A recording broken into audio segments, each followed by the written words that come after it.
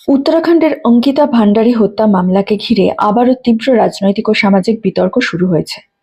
মামলার তদন্তে ভিআইপি যোগসূত্র নিয়ে নতুন করে প্রশ্ন উঠেছে, যার জেরে রাজ্য জুড়ে বিক্ষোভ ও সিবিআই তদন্তের দাবি আরও জোরালো হচ্ছে।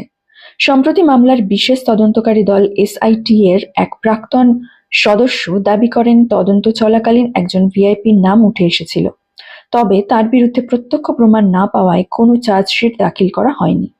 এই মন্তব্য প্রকাশ্যে আসার পরই নতুন করে বিতর্ক তৈরি হয়।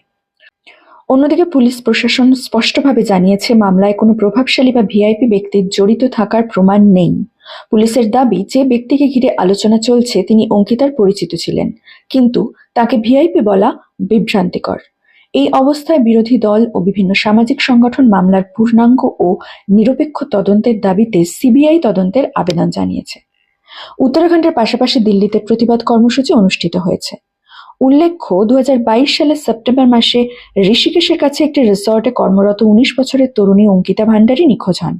পরে তার দেহ উদ্ধার হয়। তদন্তে রিসর্ট মালিক পুলকিত আর্য সহ 3 জনকে অভিযুক্ত করা হয় এবং আদালত তাদের যাবজ্জীবন কারাদণ্ডের সাজা দেয়।